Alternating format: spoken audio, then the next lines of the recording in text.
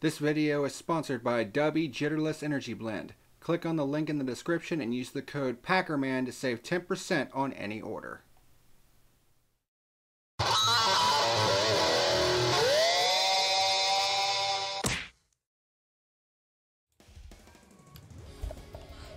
What's happening, ladies and germs? This is the PackerMan, and welcome to today's edition of The Fuel. For today, we're going to be talking about the 2023 NOCO 400 at the Martinsville Speedway for the NASCAR Cup Series. So there was a lot of question marks coming into this race about, whether the short track package would be an improvement over last year's abomination of a fucking race. And for the most part, it was. I'm not going to call this race the best ever because that first stage was fucking atrocious. Like, literally nothing happened in that first stage. Like, that first stage was a snooze fest. I mean, really. And honestly, most of the second stage was a snooze fest too. Like, literally, almost nothing fucking happened during the first half of this race. But once we started getting into the third stage, things started to shape up a little bit. You started seeing some strategies, and all that good stuff. So there's that. And you also notice that this is another edition of Karma is a Bitch. I think this is our fourth edition. We've had the Brad Keselowski edition, the Kevin Harvick edition, the Denny Hamlin edition, and today we are going to have the Ryan Preece edition. Remember the previous week at Bristol Dirt when Ryan Preece basically was talking all that shit, getting all pissy on the radio, and then wrecked Kyle Larson during the race and was basically laughing about it and all that other fucking shit? Well, he ended up winning the pole for this race, but then ended up getting a fucking speeding penalty, was never seen at the front again, and if that wasn't enough karma, Kyle Larson ended up winning this race.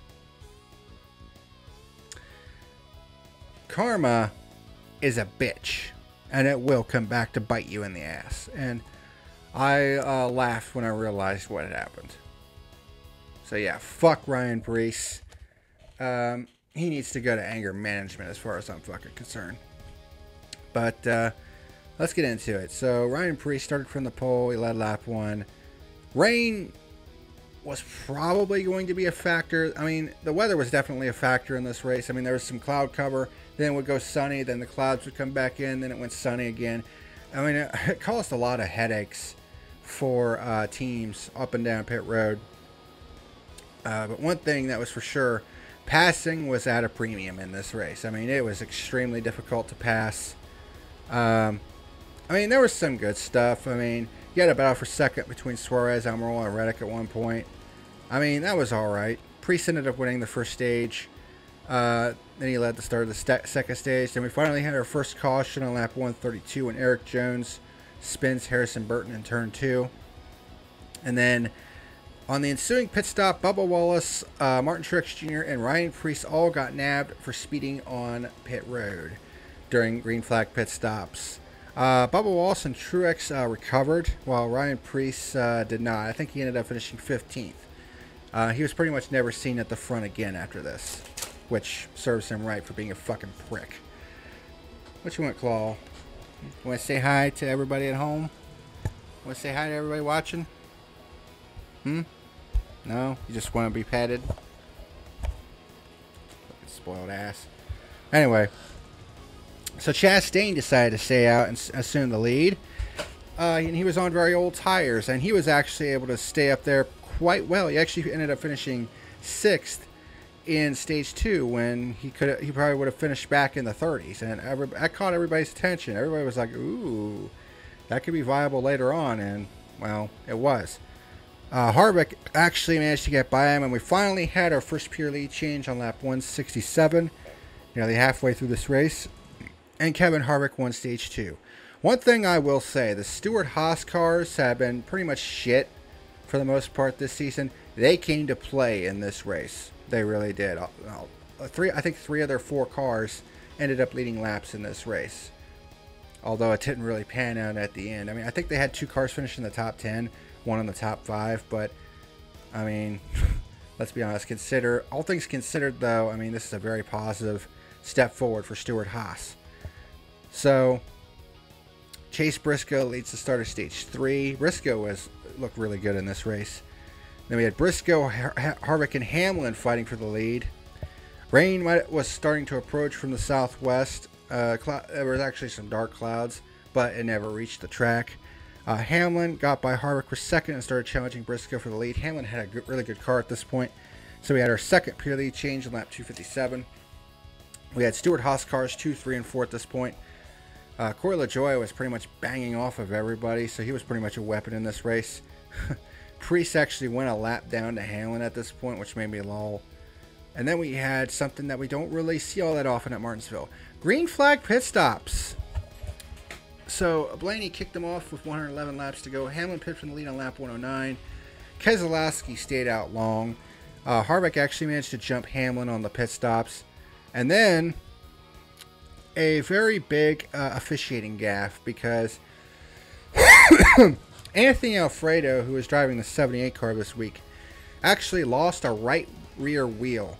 And the wheel was up against the turn 4 wall, and yet no caution was thrown for 3 laps. And it was during this point that Keselowski ended up coming down pit road from the lead. And then the caution comes out when NASCAR finally notices the fucking tire that the TV cameras had already pointed out. Like, you don't have anybody in the fucking officiating booth paying attention to the broadcast. Say, hey, there's a tire on the fucking track. I mean,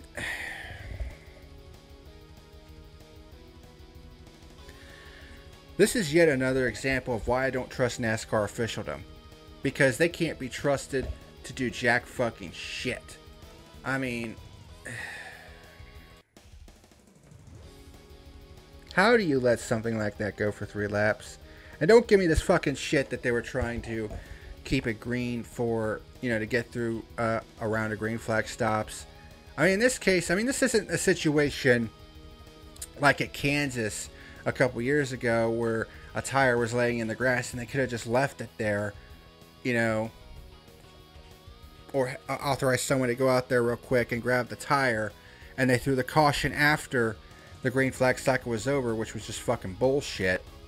This was a case where there was a tire on the racing surface itself, and NASCAR, I guess, just didn't fucking see it. Like, how do you not notice something like that? Absolute incompetence from the officials. Yet another example of why NASCAR is a fucking joke, especially when it comes to the officiating side of things. Inexcusable. Absolutely fucking inexcusable. So there were quite a few cars that ended up catching a huge break, like Joey Logano, who, let's be honest here, had no business being up at the fucking front. He had no business finishing second in this race. I mean, he was absolute dog shit all day, but because of all the cautions, the 2 cautions that came out, he basically benefited from it and actually had a chance to win this race, because he was in a dog shit car, but because it was so fucking hard to pass, he was able to finish second. Does nobody not see a problem with that? But anyways, Briscoe led on the restart. He had a 2-second lead with 65 laps to go, but then we had our third and final caution on lap 344 when J.J. Yeley had some type of mechanical failure. Don't know if the brakes locked up or whatever the case was. But it was after this caution, it was the final caution of the day, so we basically got about a 50-lap green flag run to end it, which I do appreciate. Thank God. But there was actually some strategy. Some drivers stayed out, some took 2 tires, some took 4 tires. And in this case, it was the 2-tire strategy that ended up winning the race, which was done by Kyle Larson. Harvick would end up with a loose wheel that ended up nearly coming off. And it was an interesting situation where it was trying to come off, but it actually stayed on. But something actually cut into the rim itself, and it's just like, holy shit. Of course, these are not steel rims anymore. These are aluminum, so they're a lot softer than the steel rims that they used to have. So, yeah, that was pretty interesting. Logano stayed out and led on the restart, so he was looking to steal this one, and damn near did. If it weren't for the fact that Kyle Larson, on the 2 fresh tires, was able to run up through, got by Hamlin for second, and was closing in on Logano. It took a couple laps for him to work him over, but he finally got it done. for our third and final pure lead change on lap 372, and basically just ran away with it, and that was all she wrote as far as the race for the lead was concerned.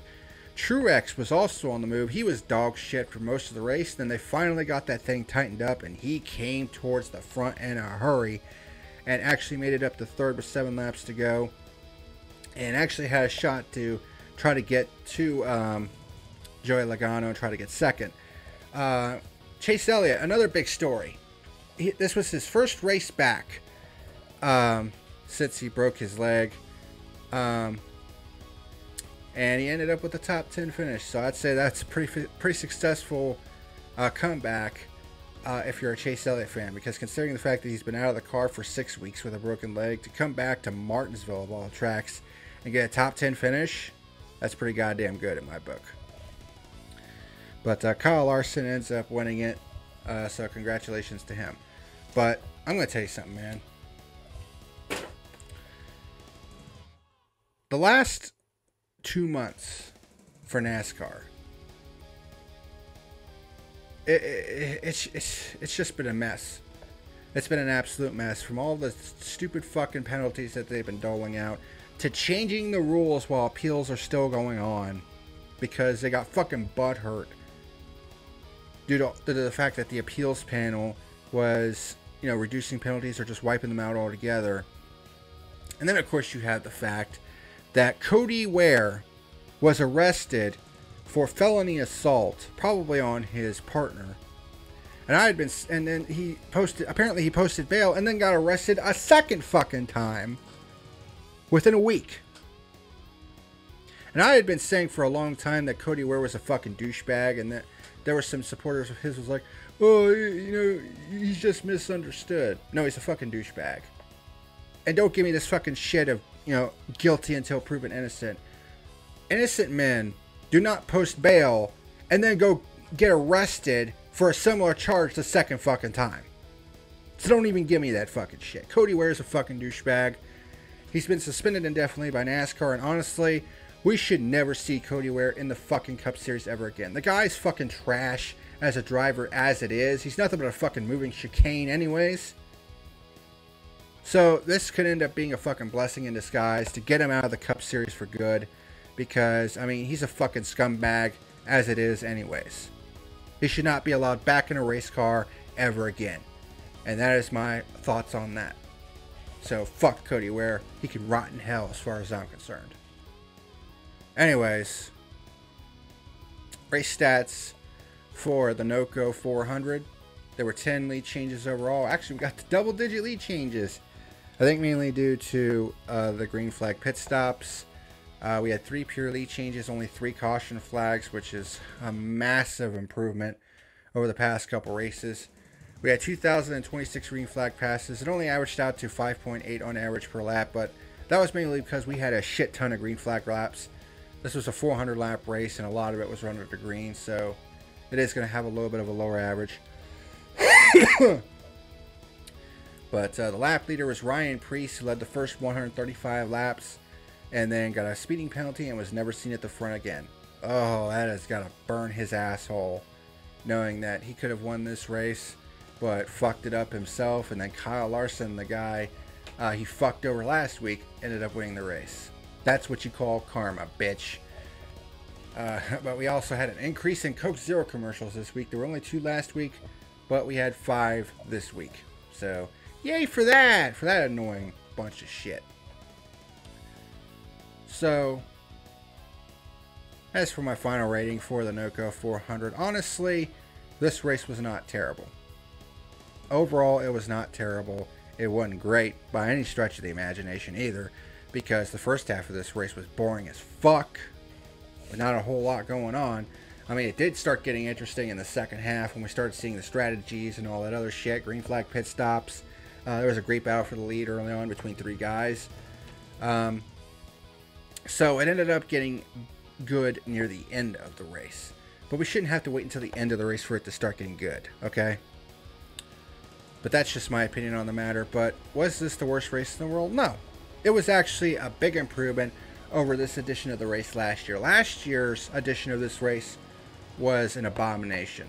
It really was. I mean, literally, you could not fucking pass to save your life. I mean, this race technically wasn't much better, at least in the first half of this race. I mean, it did improve as it went along, but I mean, there's still a lot of work to be done. There really is. I mean, this car just doesn't seem to mesh well with Martinsville. And it's a shame because Martinsville is one of my favorite tracks. You know, and to see it have, you know, just average racing, I mean, just, it's not the way it should be. Cat, get out of the way. Come on. Come on, bud. Head, get out of the way. Well, it's Butthead. But, yeah, this was just an ant race.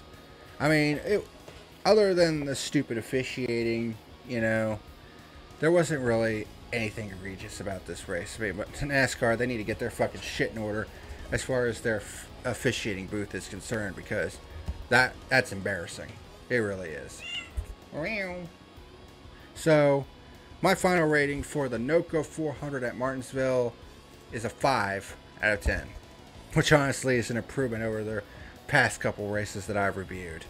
I think this is the first average race I've given to NASCAR in quite some time. It's probably since Richmond. So, yeah. Next week is Talladega. So, I'm hoping that we get some good racing at Talladega. Truck Series is off until May. So we have the Xfinity and Cup Series race at Talladega next week. Well, actually, at the time this review goes up, it'll be tomorrow. So, there you go. What do you want, cat? Well, now you want to say hi? Now you want to say hi, butthead? Huh? Shithead. But anyways, that's going to do it for this edition of The Fuel. Thank you very much for watching. And until next time, this is the PackerMan signing out. See you later.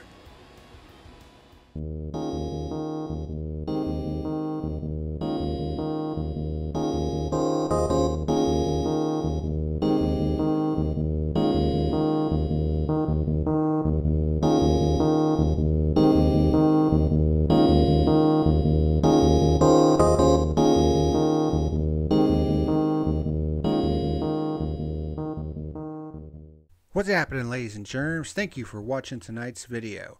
If you're interested in sponsoring the channel, there is a link to my Patreon down in the description box below. Otherwise, hit like and subscribe if you want to continue watching great content like you saw today. Thank you very much for watching, and until next time, this is the PackerMan signing out.